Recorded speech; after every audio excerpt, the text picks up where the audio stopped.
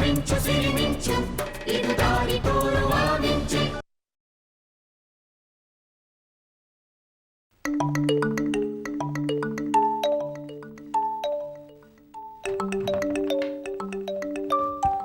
ಏನೋ ರಾಕೇಶ ಇಷ್ಟೊತ್ತಿನಲ್ಲಿ? ನಾನೊಂದು ಪ್ರಾಬ್ಲಮಲ್ಲಿ ಸಿಕ್ಕಾಕೊಂಡಿದ್ದೀನಿ ಕಣ. ಯಾಕೋ ಇಷ್ಟೊಂದು ಆತಂಕದಲ್ಲಿದೆಯಾ? ನನ್ನ ಹಿಂದೆ ಪೊಲೀಸ್ನವರಿದ್ದಾರೆ. ಪೊಲೀಸ್ ಅವರ? ಯಾಕೋ ಅಂಥದ್ದೇನು ಮಾಡಿದ್ಯೋ ನೀನು? ಎಲ್ಲ ನಿನ್ನಿಂದಾನೇ ಆಗಿದ್ದು. ಇದಕ್ಕೆಲ್ಲ ನೀನೇ ಕಾರಣ. ಯಾಕೋ ನಾನೇನೋ ಮಾಡಿದೆ? ಯಾಕೆ ಹೀಗೆ ಮಾತಾಡ್ತಾ ಇದೆಯಾ? ನಿನಗೆ ಸಿನಿಮಾದಲ್ಲಿ ಚಾನ್ಸ್ ಕೊಡ್ಸೋಕೆ ಹೋಗಿ ನಾನು ಸಿಕ್ಕಾಕೊಂಡಿದ್ದೀನಿ.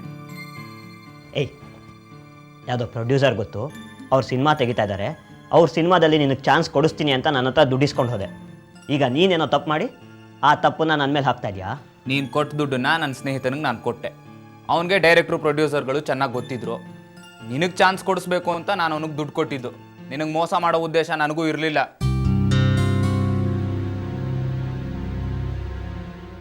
ನೋಡೋ, ನನ್ನ ಫ್ರೆಂಡ್ಗೆ ಅಂಡರ್ವರ್ಲ್ಡ್ನವ್ರ ಪರಿಚಯ ಇತ್ತು. ಅವನಿಗೆ ಈ ಡೈರೆಕ್ಟ್ರುಗಳು ಪ್ರೊಡ್ಯೂಸರ್ಗಳೆಲ್ಲ ಗೊತ್ತಿದ್ರು. ಅವನಿಗೆ ಹೇಳಿ ನಿನಗೆ ಚಾನ್ಸ್ ಕೊಡಿಸೋಣ ಅಂತ ಹೋದೆ. ನಿನಗೆ ಚಾನ್ಸ್ ಕೊಡ್ಸೋಕೆ ಹೋಗಿ ಈಗ ನಾನು ಸಿಕ್ಕಾಕೊಂಡಿದ್ದೀನಿ. ನೋಡೋ, ನನಗೆ ಸಿನಿಮಾದಲ್ಲಿ ಚಾನ್ಸ್ ಬೇಕಿತ್ತು ನಿಜ. ಆದರೆ ಅಂಡರ್ವರ್ಲ್ಡ್ ಅವ್ರ ಮೂಲಕ ಚಾನ್ಸ್ ಕೊಡಿಸು ಅಂತ ನಾನೇನಾದ್ರು ಕೇಳಿದ್ನಾ?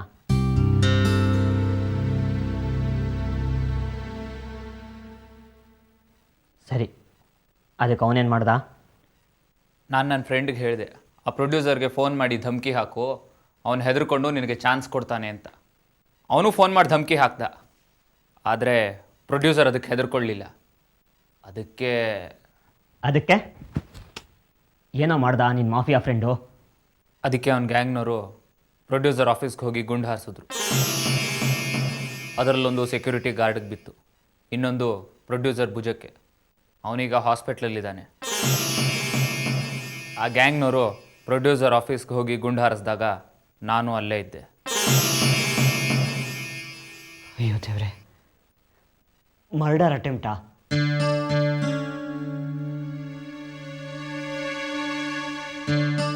ನಾನು ಬಾಂಬೆಲಿ ಇರಬೇಕಾದ್ರೇ ಪ್ರೊಡ್ಯೂಸರ್ ಮೇಲೆ ಮರ್ಡರ್ ಅಟೆಂಪ್ಟ್ ಆಗಿದೆ ಅಂತ ಪೇಪರಲ್ಲಿ ಬಂತು. ಅದನ್ನು ನಾನು ತೊಗೊಂಬಂದು ನಿಂಗೆ ತೋರಿಸ್ದೆ. ಅದಕ್ಕೆ ನೀನೇನು ಹೇಳಿದೆ? ಹಣ ತೊಗೊಂಡು ಹೋಗಿ ಪ್ರೊಡ್ಯೂಸರ್ಗೆ ಕೊಟ್ಟೆ, ಆದರೆ ಅವನು ನೋಡು ಹಾಸ್ಪಿಟ್ಲಲ್ಲಿ ಇದ್ದಾನೆ ಅಂತ ಹೇಳಿಲ್ವಾ ನೀನು?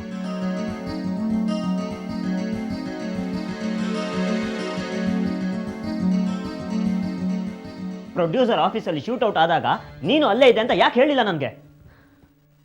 ಹೇಳಬೇಕು ಅನ್ನಿಸ್ಲಿಲ್ಲ, ಹೇಳಲಿಲ್ಲ. ಪೊಲೀಸ್ನವರು ನನ್ನ ಫ್ರೆಂಡನ್ನು ಅವನ ಗ್ಯಾಂಗನ್ನು ಅರೆಸ್ಟ್ ಮಾಡಿದ್ರು. ಅವರು ಆ ಪ್ರೊಡ್ಯೂಸರ್ನ ಕೊಲೆ ಮಾಡೋದಕ್ಕೆ ನಾನು ಸುಪಾರಿ ಕೊಟ್ಟಿದ್ದೆ ಅಂತ ಹೇಳಿದ್ದಾರೆ. ಆ ಪೊಲೀಸ್ನವ್ರು ನನ್ನ ಹಿಂದೆ ಬಿದ್ದರು. ನಾನು ತಪ್ಪಿಸ್ಕೊಂಡು ನಮ್ಮ ಊರಿಗೆ ಓಡೋದೆ. ಅಲ್ಲಿಗೂ ಅವ್ರು ಬಂದರು. ಅಲ್ಲಿಂದ ನಾನು ಹೇಗೋ ತಪ್ಪಿಸ್ಕೊಂಡು ಇಲ್ಲಿಗೆ ಬಂದಿದ್ದೀನಿ. ಇಲ್ಲಿಗೆ ಬಂದುಬಿಟ್ರೆ ನಾನೇನೋ ಮಾಡಲಿ? ನೋಡು, ನಾನು ಇದನ್ನೆಲ್ಲ ಮಾಡಿದ್ದು ನಿನಗೋಸ್ಕರ. ಆ ಪೊಲೀಸ್ನವ್ರು ಕೈ ತೊಳ್ಕೊಂಡು ನನ್ನ ಹಿಂದೆ ಬೀಳ್ತಾರೆ ಅಂತ ನನಗೂ ಗೊತ್ತಿರಲಿಲ್ಲ. ಬಾಂಬೆಲಿ ಈ ಮಾಫಿಯಾ, ಅಂಡರ್ವರ್ಲ್ಡು ಈ ಥರ ಕೇಸೆಲ್ಲ ಕಾಮನ್ನು. ಈ ಅಂಡರ್ವರ್ಲ್ಡ್ನವರು, ಮಾಫಿಯಾದವರು ಈ ಡೈರೆಕ್ಟರ್ಗಳಿಗೆ, ಪ್ರೊಡ್ಯೂಸರ್ಗೆ, ಈ ಬಿಸ್ನೆಸ್ ಮ್ಯಾನ್ಗಳಿಗೆ ಫೋನ್ ಮಾಡೋದು, ದುಡ್ಡು ಕೇಳೋದು, ಅವ್ರು ದುಡ್ಡು ಕೊಡದೇ ಇದ್ದರೆ ಅವ್ರಿಗೆ ಶೂಟ್ ಮಾಡೋದು, ಇವೆಲ್ಲ ಕಾಮನ್ನು. ಬಾಂಬೆಲಿ ದಿನಕ್ಕೆ ಇಂಥ ಕೇಸ್ಗಳು ಎಷ್ಟೋ ಬುಕ್ ಆಗತ್ವೆ. ಶೂಟ್ ಮಾಡಿದವರೆಲ್ಲ ಸಿಕ್ಕಾಕೊಳ್ಳಲ್ಲ. ಈ ಕೇಸ್ ಬಗ್ಗೆ ಪೊಲೀಸ್ನವರು ತಲೆ ಕೆಡಿಸ್ಕೊಳ್ಳಲ್ಲ. ಎಲ್ಲ ತಣ್ಣಗಾದ್ಮೇಲೆ ಪೊಲೀಸ್ನವರು ತೆಪ್ಪಗಾಗ್ತಾರೆ ಅಂತ ಅಂದ್ಕೊಂಡಿದ್ದೆ.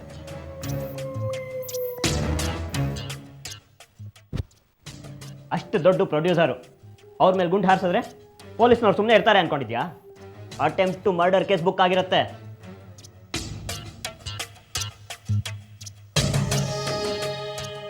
ನೋಡೋ, ನಾನು ಸಿನಿಮಾದಲ್ಲಿ ಮಾಡೋದು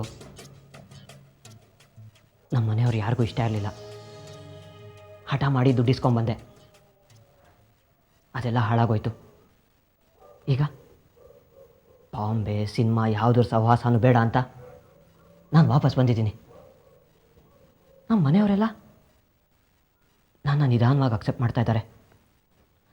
ಇಲ್ಲಿ ನಾನು ನೆಮ್ಮದಿಯಾಗಿದ್ದೀನಿ. ಈಗ ನೀನು ಮಾಡ್ತಾ ಇರೋ ರಾಧ ಅಂತ ಏನಾದ್ರು ಗೊತ್ತಾದರೆ ನನ್ನ ಮನೆಯಿಂದ ಆಚೆ ಹಾಕ್ಬಿಡ್ತಾರೋ?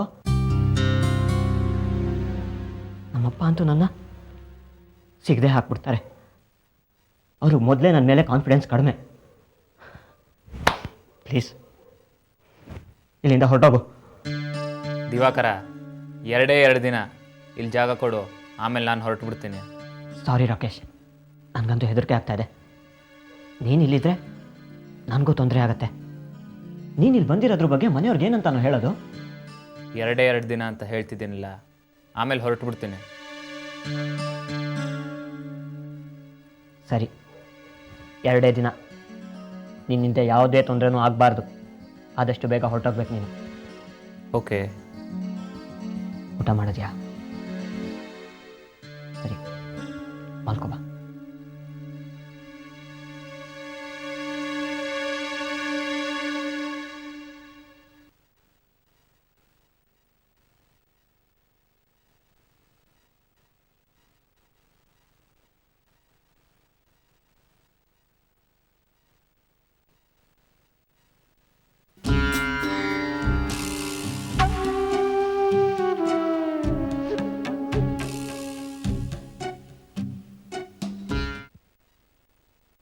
ಅಮ್ಮ, ಅಪ್ಪಾಜಿ ಇಲ್ಲಿ ಕಾಣಿಸ್ತಾ ಇಲ್ಲ.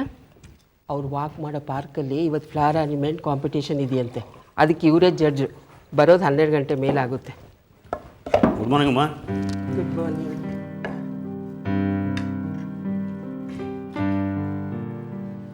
ವಾಟ್ ಕುಕಿಂಗ್ಸ್? ಹೌ ನನ್ನ ಫೇವ್ರೆಟ್. ಏನು ಸರ್ ನೀವು ಏನೋ ಅಪ್ಲಿಕೇಶನ್ ಇಡ್ತಾರಾಗಿದೆ, ಅದಕ್ಕೆ ಇದು ಲಂಚನಾ? ಹಾಗೇನೂ ಇಲ್ಲ, ಸುಮ್ಮನೆ ಮಾಡಿದೆ ಅಷ್ಟೆ. ನಿಮಗೆ ಲಂಚ ಕೊಡಬೇಕು ಅಂತೇನಲ್ಲ. ಎಷ್ಟೇ ಆದರೂ ಬಿಸ್ನೆಸ್ ಮ್ಯಾನ್ ಅಲ್ವಾ, ಪ್ರತಿಯೊಂದನ್ನು ವ್ಯವಹಾರ ದೃಷ್ಟಿನಲ್ಲೇ ನೋಡ್ತೀರಾ. ಜಗದೀಶ, ಅವಳನ್ನ ರೇಗಿಸಿದ ಸಾಕು, ಸುಮ್ಮನೆ ತಿಂಡಿ ತಿನ್ನು.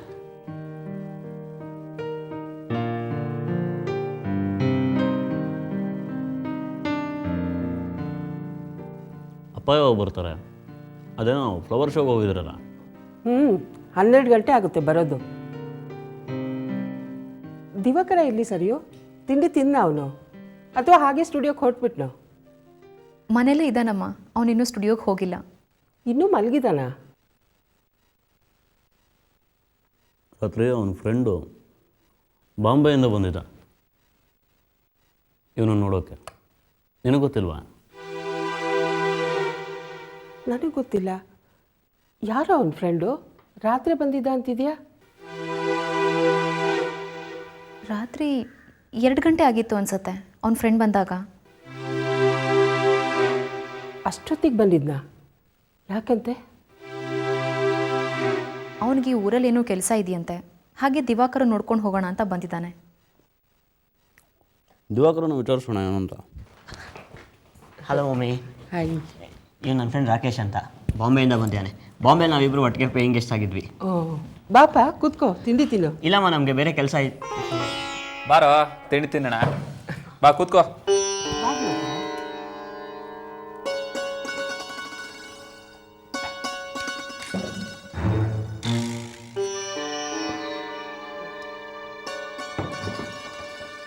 ಹಾಕೋ ಹಾಕೋ. ಸಂಕೋಚ ಮಾಡ್ಕೋಬೇಡಪ್ಪ, ನಿಧಾನವಾಗಿ ತಿನ್ನು. ಸರಿ ಆಂಟಿ. ನಮ್ಮಂತೂ ತುಂಬ ಹಸುವಾಗ್ಬಿಟ್ಟಿತ್ತು. ತಿಂಡಿ ತುಂಬ ಚೆನ್ನಾಗಿದೆ.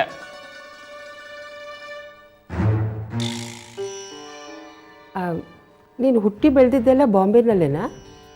ಇಲ್ಲ, 3 ವರ್ಷದಿಂದ ಬಾಂಬೆಲಿರೋದು ಅಷ್ಟೇ. ಮತ್ತು ನಿಮ್ಮೂರು ಯಾವುದು? ನಿಪ್ಪಾಣಿ ಅಂತೆ, ನಮ್ಮ ಚಿಕ್ಕಪ್ಪ ಹೇಳ್ತಿರ್ತಾರೆ.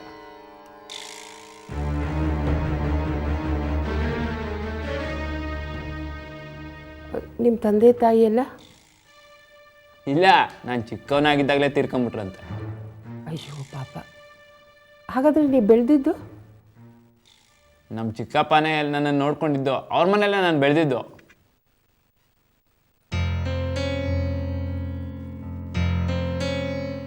ಬಾಂಬೆಲಿ ಏನು ಕೆಲಸ ಮಾಡ್ಕೊಂಡಿದ್ಯಪ್ಪ?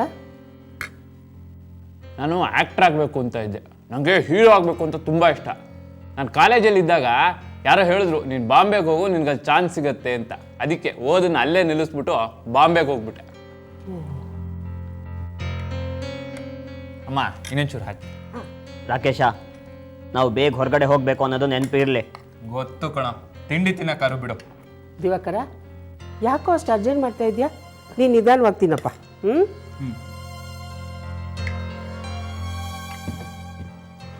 ನಿಂಗೆ ಈ ಊರಲ್ಲಿ ಯಾರಾದರೂ ರಿಲೇಟಿವ್ಸ್ ಇದ್ದಾರಾ ಅಥವಾ ಏನಾದರೂ ಕೆಲಸದ ಮೇಲೆ ಬಂದಿದ್ಯೋ? ಇವನು ಇದಾನಲ್ಲ ದಿವಾಕರ, ಅದಕ್ಕೆ ಬಂದೆ. ಅಮ್ಮ, ಅದು ಬಾಂಬೆಲಿ ಒಬ್ರು ಪ್ರೊಡ್ಯೂಸರು ಸಿನಿಮಾ ಮಾಡ್ತಾರಂತೆ, ಅದು ಲೊಕೇಶನ್ ನೋಡಕ್ಕೆ ಬಂದಿದ್ದಾನಂತೆ, ಅಲ್ವೇನೋ? ಹಾಂ ಹಾಂ. ಯಾವ ಸಿನಿಮಾ? ಹಿಂದಿ ಸಿನಿಮಾ.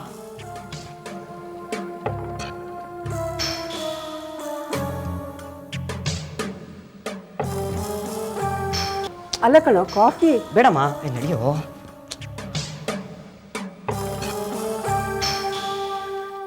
ಈ ದಿವಾಕರ ಯಾಕೋ ಹೀಗಾಡ್ತಿದ್ದಾನೆ? ಆ ಹುಡುಗನ ಸರಿಯಾಗಿ ತಿಂಡಿ ತಿನ್ನೋಕ್ಕೂ ಬಿಟ್ಟಿಲ್ಲ ಅವನು. ದಿವಾಕರನ್ ಬಿಹೇವಿಯರ್ ಗಮನಿಸಿದ್ರೆ ನೀವು, ತುಂಬ ವಿಚಿತ್ರವಾಗಿ ಆಡ್ತಿದ್ದ, ಏನೋ ಚಡಪಡಿಕೆ.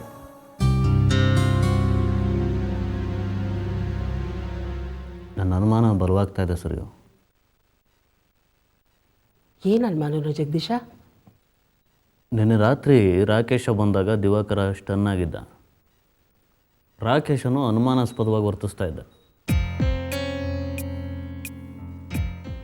ಇವರಿಬ್ಬರು ಮಧ್ಯೆ ಏನೋ ನಡೀತಾ ಇದೆ. ಜಗದೀಶ್, ದಿವಾಕರ ಈಗ ಬದಲಾಗಿದ್ದಾನೆ.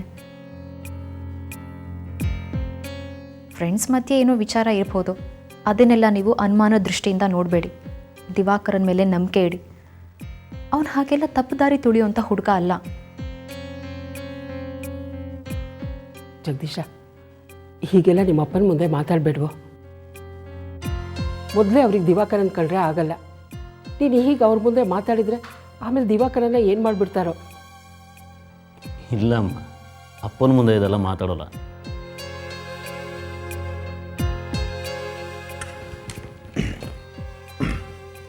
ಸರಿ, ನಾನು ದೀಕ್ಷಿತ್ರನ್ನ ನೋಡಬೇಕು. ಅವರು ನೋಡಿಕೊಂಡು ಆಮೇಲೆ ನಾನು ಆಫೀಸಿಗೆ ಬರ್ತೀನಿ. ಬರ್ತೀನಮ್ಮ. ಬಾಯ್ ಬಾಯ್ ಸರ್.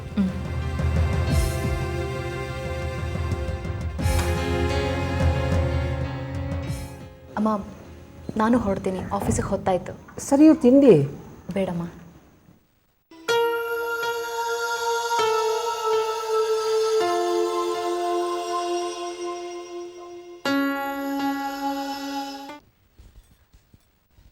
ಜಗದೀಶ್, ತುಂಬ ಲೇಟಾಗಿದೆ, ಬನ್ನಿ ಮಲ್ಕೊಳ್ಳಿ. ಟೈಮ್ ಎಷ್ಟು? ಇನ್ನೂ 11:30. ಇನ್ನೊಂದು 2 ಫೈಲ್ ಇದೆ. ಬೆಳಿಗ್ಗೆ ನೋಡಿದ್ರಾಯ್ತು, ನಾನು ಹೆಲ್ಪ್ ಮಾಡ್ತೀನಿ.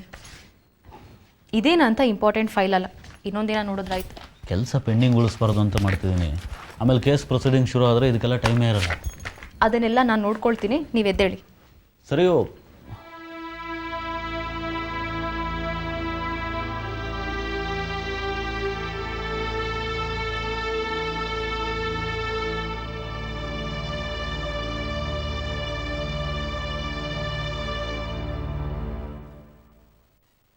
ಸರಿಯೋ. ಚಿತ್ತು ರೂಮ್ ಲೈಟ್ ಯಾಕಿನ್ನೂ ಆನ್ ಆಗಿದೆ? ಅವನಿದ್ದಿದ್ರೆ ಓದ್ಕೊಂಡು ಏನೇನೋ ಮಾಡಿಕೊಂಡು ಎಷ್ಟಾಗಿರ್ತಿದ್ದ. ಈಗ ಅವ್ನು ಪ್ರಾಜೆಕ್ಟ್ ವರ್ಕ್ ಮೇಲೆ ಚೆನ್ನಾಗಿ ಹೋಗಿದ್ದಾನಲ್ವಾ? ಸ್ವರೂಪ ಎಚ್ಚರವಾಗಿದ್ದಾಳೆ, ಅದಕ್ಕೆ ರೂಮ್ ಲೈಟ್ ಇನ್ನೂ ಆನ್ ಆಗಿದೆ. ಸ್ವರೂಪ ಬೇಗ ಮಲಗ್ತಿರ್ಲಲ್ವಾ? ಮಗು ಇದೆ ಅಲ್ವಾ, ನೋಡ್ಕೊಂಡು ಮಲ್ಕೊಳ್ಳೋದು ತಡ ಆಗತ್ತೆ. ಮಗು ಜೊತೆ ರಾತ್ರಿ ಹೊತ್ತು ತುಂಬ ಹೊತ್ತಿನ ತನಕ ಆಟ ಆಡ್ತಾ ಇರ್ತಾಳೆ. ಇವಳ ಜೊತೆ ಆಟ ಆಡ್ತಾ ಮಗುನೂ ಬೇಗ ಮಲ್ಕೊಳ್ಳಲ್ಲ. ಇವಳು ಮಲ್ಗೋವರೆಗೂ ಮಗು ಮಲ್ಗಲ್ಲ, ಮಗು ಮಲ್ಕೊಳ್ಳೋವರೆಗೂ ಇವಳು ಮಲ್ಕೊಳ್ಳಲ್ಲ. ಆ ಮಗು ಯಾವಾಗಲೂ ಸ್ವರೂಪನ ಹತ್ರನೇ ಇರುತ್ತಲ್ವಾ? ಸ್ವರೂಪ ಮಗುನ ತುಂಬ ಹಚ್ಕೊಂಡು ಬಿಟ್ಟಿದ್ದಾಳೆ. ಇಡೀ ದಿನ ಮಗು ಜೊತೆನೇ ಕಳೀತಾ ಇರ್ತಾಳೆ. ಇತ್ತೀಚೆಗಂತೂ ರೇಡಿಯೋ ಸ್ಟೇಷನ್ಗೆ ಹೋಗೋದನ್ನು ಕಡಿಮೆ ಮಾಡಿಬಿಟ್ಟಿದ್ದಾಳೆ. ಮಗುಗೋಸ್ಕರ ಕೆಲಸನೇ ಬಿಡ್ತೀನಿ ಅಂತಿದ್ಲು. ಹೌದಾ? ಅವಳು ಅಷ್ಟೊಂದು ಇಷ್ಟಪಡೋ ಆರ್ಜೆ ಕೆಲಸನೂ ಬಿಡ್ತೀನಿ ಅಲ್ಲ, ಅಷ್ಟು ಹಚ್ಕೊಂಡಿದ್ದಾಳ ಆ ಮಗುನ? ಮಗು ಸ್ವಲ್ಪ ಹತ್ರೂ ಗಾಬರಿಯಾಗಿ ಡಾಕ್ಟರ್ನ ಕರೆಸ್ಬಿಡ್ತಾಳೆ. ಮೊನ್ನೆ ಡಾಕ್ಟರ್ ಇವಳು ಟೆನ್ಷನ್ ಮಾಡ್ಕೊಂಡಿರೋದು ನೋಡಿ, ನೀವು ಗಾಬರಿ ಆಗುವಂಥದ್ದು ಏನೂ ಇಲ್ಲ, ಅನ್ನೆಸೆಸರಿಯಾಗಿ ಟೆನ್ಷನ್ ಮಾಡ್ಕೊಳ್ತಿದ್ದೀರಾ ಅಂತ ನಕ್ಬಿಟ್ರು. ನಾನು ಗಮನಿಸ್ತಾ ಇದ್ದೀನಿ, ಮಗು ಬಂದಮೇಲಿಂದ ಸ್ವರೂಪನ ರೂಟೀನಲ್ಲಿ ಬದಲಾವಣೆ ಆಗಿದೆ ಅಲ್ವಾ? ಅವಳ ದಿನ ಶುರುವಾಗೋದು ಮಗು ಜೊತೆಗೇನೆ, ಕೊನೆಯಾಗೋದು ಮಗು ಜೊತೆನೆ. ಅವಳು ಡೈಲಿ ಟೈಮ್ ಟೇಬಲ್ನ ಮಗುಗೆ ಅಡ್ಜಸ್ಟ್ ಆಗೋ ಥರ ಹೊಂದಿಸ್ಕೋತಾಳೆ. ಇತ್ತೀಚೆಗಂತೂ ಹೊರಗಡೆ ಹೋಗೋದನ್ನು ಕಡಿಮೆ ಮಾಡಿಬಿಟ್ಟಿದ್ದಾಳೆ. ಅಕಸ್ಮಾತ್ ಹೋದರೂ ಮಗುಗೋಸ್ಕರ ಬಟ್ಟೆ ಬರೆ, ಗೊಂಬೆ, ಆಟದ ಸಾಮಾನು ಇದ್ರ ಶಾಪಿಂಗಿಗೆ ಮಾತ್ರ ಹೋಗ್ತಾಳೆ. ಪಾಪ ಚಿತ್ತು ಕೆಲಸದಲ್ಲಿ ಬ್ಯುಸಿಯಾಗಿ ಸ್ವರೂಪಂಗೆ ಟೈಮ್ ಕೊಡೋಕ್ಕೆ ಆಗ್ತಿರ್ಲಿಲ್ಲ. ಮಗು ಬಂದಮೇಲೆ ಚಿತ್ತು ತನಗೆ ಟೈಮ್ ಕೊಡ್ತಿಲ್ಲ ಅನ್ನೋ ಬೇಸರ ಕಡಿಮೆ ಆಗಿರಬೇಕು ಸ್ವರೂಪಂಗೆ. ಹೌದು ಜಗದೀಶ್, ಮೊನ್ನೆ ಚಿತ್ತು ಹೇಳ್ತಾ ಇದ್ರು, ಮೊದಲಾದರೆ ಸ್ವರೂಪ ನನ್ನ ಜೊತೆ ಟೈಮ್ ಸ್ಪೆಂಡ್ ಮಾಡಲ್ಲ ಅಂತ ಜಗಳ ಆಡ್ತಾ ಇದ್ಲು. ಈಗ ಮಗು ಬಂದಮೇಲೆ ಜಗಳ ಆಡೋದನ್ನು ನಿಲ್ಲಿಸ್ಬಿಟ್ಟಿದ್ದಾಳೆ. ಯಾವ ಡಿಸ್ಟರ್ಬೆನ್ಸು ಇಲ್ಲದೆ ಕೆಲಸ ಮಾಡ್ಕೊಂಡಿರ್ಬಹುದು ಅಂತ. ಅವನು ಹಾಗಂದಿದ್ದನ್ನು ಸ್ವರೂಪ ಕೇಳಿಸ್ಕೊಂಡು ಮತ್ತೆ ಜಗಳ ಮಾಡೋದಕ್ಕೆ ಶುರು ಮಾಡಿದ್ಲು. ನಾನು ನಿನ್ನ ಕೆಲಸದಲ್ಲಿ ಡಿಸ್ಟರ್ಬ್ ಮಾಡ್ತೀನ ಅಂತ. ಚಿತ್ತು ಸರಿಯಾಗಿ ಸಿಕ್ಕಾಕೊಂಡ.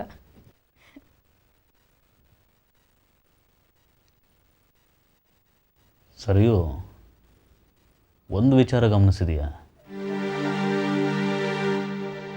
ಸ್ವರೂಪ ರಾಜೀವ್ನ ಎಷ್ಟೊಂದು ದ್ವೇಷಿಸ್ತಾಳೆ. ಅವನ ಹೆಸರು ಕೇಳಿದ್ರೆ ಸಾಕು ಬೆಂಕಿ ಹಾಕ್ತಾಳೆ. ಅಂಥವಳು ರಾಜೀವ್ನ ಮಗುನ ಎಷ್ಟೊಂದು ಹಚ್ಕೊಂಡ್ಬಿಟ್ಟಿದ್ದಾಳೆ ನೋಡು. ಆ ಮಗುಗೋಸ್ಕರ ತನ್ನ ದಿನಚರಿ, ಅಭ್ಯಾಸ ಎಲ್ಲನೂ ಬದಲಾಯಿಸ್ಕೊಂಡ್ಬಿಟ್ಟಿದ್ದಾಳೆ. ಇಷ್ಟೊಂದು ವಿಚಿತ್ರ ಅಲ್ವಾ? ನನಗಂತೂ ಆಶ್ಚರ್ಯ ಆಗುತ್ತೆ. ನಿಜವಾದ ಪ್ರೀತಿ ಮಮತೆಗಳಿಗೆ ವ್ಯಾವಹಾರಿಕ ಕಟ್ಟುಪಾಡುಗಳಿರಲ್ಲ, ಪ್ರಾಪಂಚಿಕ ಲೆಕ್ಕಾಚಾರದ ಪರಿಧಿ ಇರಲ್ಲ ಜಗದೀಶ್. ನನಗನ್ಸತ್ತೆ ನಿಜವಾದ ಪ್ರೀತಿ ಅನ್ನೋದೇನಾದರೂ ಇದ್ದರೆ ಅದು ತಾಯಿ ಪ್ರೀತಿ ಮಾತ್ರ. ಬೇರೆ ಸಂಬಂಧಗಳಲ್ಲಿ ನೋಡಿ ಸ್ವಾರ್ಥ ಇರತ್ತೆ, ಲೆಕ್ಕಾಚಾರ ಇರತ್ತೆ. ಅದೇ ತಾಯಿ ಪ್ರೀತಿನಲ್ಲಿ ಸ್ವಾರ್ಥ, ಲೆಕ್ಕಾಚಾರದ ತುಲನೆ ಇರೋದಿಲ್ಲ. ಪರಿಶುದ್ಧವಾದ ಪ್ರೀತಿ ಅಂದರೆ ತಾಯಿ ಪ್ರೀತಿ ಮಾತ್ರ. ನಿಜ ಸರಿ. ತಾಯಿ ಮಮತೆ ಯಾವ ಕ್ವಾಲಿಫಿಕೇಷನ್ನು ನೋಡೋದಿಲ್ಲ. ಒಳ್ಳೆಯದು ಕೆಟ್ಟದ್ದು ಇದು ಯಾವುದನ್ನು ಪರಿಗಣಿಸೋದು ಇಲ್ಲ. ತಾಯಿ ಪ್ರೀತಿ ಎಲ್ಲದಕ್ಕಿಂತ ದೊಡ್ಡದು. ಸ್ವರೂಪಂಗೆ ಮಕ್ಕಳಂದರೆ ತುಂಬ ಇಷ್ಟ. ಅವಳು ತಾಯಿ ಆಗಬೇಕು ಅಂತಿದ್ದಾಳೆ. ಆದರೆ ಏನು ಪ್ರಾಬ್ಲಮ್ಮೋ ಏನೋ. ಡಾಕ್ಟರ್ ಹತ್ರ ಎಲ್ಲ ಟೆಸ್ಟ್ ಮಾಡಿಸಿದ್ದಾರೆ, ಇನ್ನೂ ರಿಪೋರ್ಟ್ಸ್ ಬಂದಿಲ್ಲ. ನಂಗೆ ಅದರದ್ದೇ ಯೋಚನೆ ಆಗ್ಬಿಟ್ಟಿದೆ ಜಗದೀಶ್. ಈಗೇನು ಸರಿ, ಮೆಡಿಕಲ್ ಫೀಲ್ಡ್ ತುಂಬ ಬೆಳೆದಿದೆ. ಏನೇ ಪ್ರಾಬ್ಲಮ್ ಇದ್ದರೂ ಡಾಕ್ಟರ್ ಟ್ರೀಟ್ಮೆಂಟ್ ಕೊಡ್ತಾರೆ. ನಮ್ಮ ಫ್ಯಾಮಿಲಿ ಫ್ರೆಂಡ್ ದೇಸಾಯಿ ಅವ್ರ ಮಗ ಮಹೇಶ್ ಇದ್ದಾನಲ್ಲ, ಅವ್ರಿಗೆ ಮದುವೆಯಾಗಿ 9 ವರ್ಷ ಆದರೂ ಮಕ್ಕಳಾಗಿರಲಿಲ್ಲ. ಗಂಡ ಹೆಂಡತಿ ಇಬ್ರಿಗೂ ಅದೇ ಯೋಚನೆ ಆಗಿತ್ತು. ಏನೋ ಟ್ರೀಟ್ಮೆಂಟ್ ತೊಗೊಂಡ್ರು. ಈಗ ನೋಡು, ಅವ್ರಿಗೆ 2 ವರ್ಷದ ಮಗು ಇದೆ. ಚಿತ್ತು ಸ್ವರೂಪಂಗೂ ಮಕ್ಕಳಾಗುತ್ತೆ. ಏನೋ ಸಣ್ಣ ಪ್ರಾಬ್ಲಮ್ ಇರುತ್ತೆ, ಟ್ರೀಟ್ಮೆಂಟ್ ತೊಗೊಂಡ್ರೆ ಸರಿ ಹೋಗುತ್ತೆ.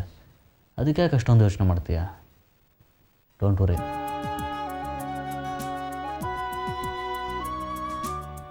ಸೋಲಿನಲ್ಲೂ ಎಲ್ಲ ಮೀರಿ ಮಿಂಚಿ ನಿಂತೆಯ, ಬೆಳಕಿನಲ್ಲೂ ದೂರ ನಿಂತು ನೆರಳ ಕಂಡೆಯ. ಹೆಜ್ಜೆಯಲ್ಲಿ ಹಾದಿ ಮೂಡಿ ನೀಗಿ ಬಂಧನ, ನೀನೇ ಭೂಮಿ ನೀನೇ ಬಾನು ನೀನೇ ನಂದನ. ಮಿಂಚು ಮಿಂಚು ಸಿರಿ ಮಿಂಚು ಇದು ದಾರಿ ತೋರುವ ಮಿಂಚು, ಒಳ ಮಿಂಚು ಮಿಂಚು ಸುಳಿ ಮಿಂಚು ಇದು ಬೇಟೆಯಾಡುವ